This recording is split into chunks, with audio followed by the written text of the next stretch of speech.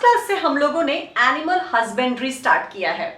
Animal husbandry में सबसे पहले हम लोगों को कैटल फार्मिंग पढ़ना है।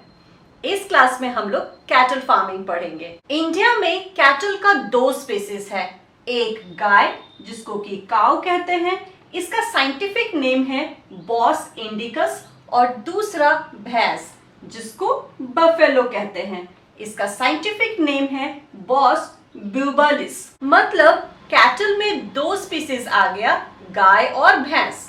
कैटल फार्मिंग दो पर्पस की वजह से किया जाता है, पहला मिल्क पाने के लिए और दूसरा ड्रॉट लेबर के लिए। एग्रीकल्चर में जो लेबर लगता है, श्रम लगता है, उसको हम ड्रॉट लेबर कहते हैं। जैसे खेतों में हल चलाना, पानी देना, पहिया घुमाना, इन सबको ड्रॉट लेबर कहते हैं और इनको हम कैटल के द्वारा कराते हैं। गाय भैंस में जो फीमेल होती है वो दूध देने का काम करती है और जो मेल होता है वो लेबर देने का काम करता है, श्रम देने का काम करता है। So milk producing females are called milch animals और डेयरी एनिमल्स। मतलब फीमेल गाय भैंस जो दूध देती है उसको हम मिल्च एनिमल कहते हैं या फिर डेयरी एनिमल्स कहते हैं।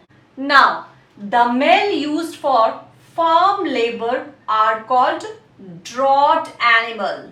फार्म लेबर में आ गया टीलिंग मतलब हल चलाना, इरिगेशन मतलब पानी देना, कार्टिंग मतलब पहिया घुमाना, और ये सब कौन करता है? बैल करता है।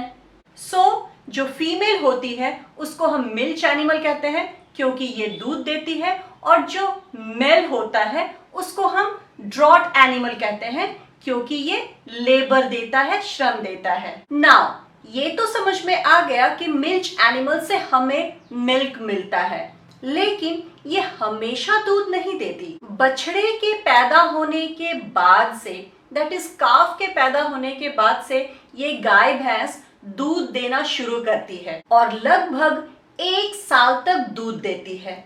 इस पीरियड को, इस ड्यूरेशन को हम लैक्टेशन पीरियड कहते हैं। That is the duration of milk production after the birth of a calf is called lactation period. मतलब मिल्क प्रोडक्शन को बढ़ाया जा सकता है अगर हम लैक्टेशन पीरियड को बढ़ा दें। अब कैटल के ब्रीड की बात करते हैं तो इंडिया में लगभग 2 तरह का कैटल का ब्रीड पाया जाता है। पहला है एग्जॉटिक और फॉरेन ब्रीड जिसका कि लॉन्ग लैक्टेशन पीरियड होता है, इसका एग्जांपल है जर्सी एंड ब्राउन स्विस। दूसरा है इंडिजिनस और लोकल ब्रीड, ये डिजीज रेजिस्टेंट होते हैं, इसका एग्जांपल है रेड सिंधी एंड सहीवाल। अगर हम इन दोनों को क्रॉस करा दे तो जो क्रॉस ब्रीड बनेगा उसमें डिजायर्ड क्वालिटी होगा। मतलब वो ब्रीड डिजीज रेजिस्टेंट तो होगा ही, साथ ही साथ उसका लैक्टेशन पीरियड भी लॉन्ग होगा। हर किसी को proper care and proper nutrition चाहिए, कैटल्स को भी चाहिए। तो सबसे पहले केयर का बात करते हैं, मतलब फार्म मैनेजमेंट फॉर कैटल का बात करते हैं। फार्म मैनेजमेंट में आ जाता है कैटल का अच्छे से रख रखाव और साफ सफाई, जिसमें कुछ पॉइंट्स है। सबसे पहला पॉइंट है regular brushing of animals to remove dirt and loose hair. दूसरा, जहां हम उनको रखते हैं उनका जो शेल्टर है वो वेल वेंटिलेटेड होना चाहिए एंड रूफ्ड शेड होना चाहिए ताकि हम कैटल को धूप से, ठंड से, बारिश से बचा सकें। थर्ड, कैटल शेड का जो फ्लोर है वो स्लोपिंग होना चाहिए ताकि उनका जो फ्लोर है वो ड्राई एंड क्लीन रह सके। फोर्थ, कैटल शेड स्पेशियस होना चाहिए, ये नहीं कि छोटे ऐसे जगह में बहुत सारे गाय भैंस को रख दिए। इतना स्पेस तो होना ही चाहिए कि सभी कैटल आराम से उठ सके, बैठ सके। स्पेशियस के साथ उसको रेगुलरली क्लीन करना बहुत जरूरी है प्रॉपर हाइजीन के लिए। ये कुछ इंपॉर्टेंट पॉइंट्स है जो फार्म मैनेजमेंट के लिए जरूरी है। अब फूड का बात करते हैं। कैटल्स को फूड चाहिए 2 पर्पस के लिए। पहला, फॉर मेंटेनेंस, मतलब उसको अपने हेल्दी लाइफ के लिए फूड चाहिए और दूसरा फॉर प्रोड्यूसिंग मिल्क।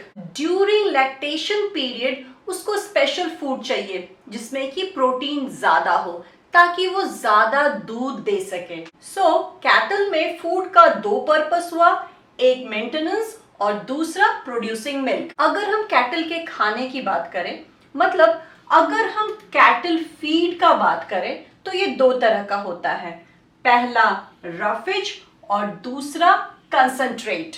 ऐसा खाना जिसमें फाइबर की मात्रा ज्यादा हो और न्यूट्रिएंट्स की मात्रा बहुत कम हो उसको हम रफेज कहते हैं। रफेज का एग्जाम्पल है ग्रीन फॉडर, साइलेज, हे, लेग्यूम्स एक्सेट्रा।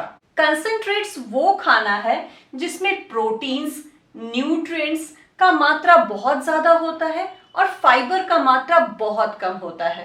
कंसंट्रेट का एग्जाम्पल है ग्राम, बाजरा एक्सेट्रा। ओवरऑल कैटल को बैलेंस फूड चाहिए जिसमें कि सभी न्यूट्रिएंट्स और रफेजेस प्रॉपर अमाउंट में हो ताकि कैटल हेल्दी रह सके और अच्छा आउटपुट दे सके। अब कैटल में होने वाले डिजीजेस की बात करते हैं। अगर मिल्क प्रोडक्शन बढ़ाना है, ड्रॉट लेबर बढ़ाना है तो कैटल को डिजीज से बचाना पड़ेगा। कैटल में डिजीज पैरासाइट की वजह से हो सकता है। वो पैरासाइट जो बॉडी के अंदर पाया जाए उसको इंटरनल पैरासाइट कहते हैं। As for example worms intestine में पाया जाता है, फ्लूक लीवर में पाया जाता है एक्सेट्रा। और वो पैरासाइट जो बॉडी के ऊपर पाया जाता है उसको एक्सटर्नल पैरासाइट कहते हैं। As for example lice, mites etcetera.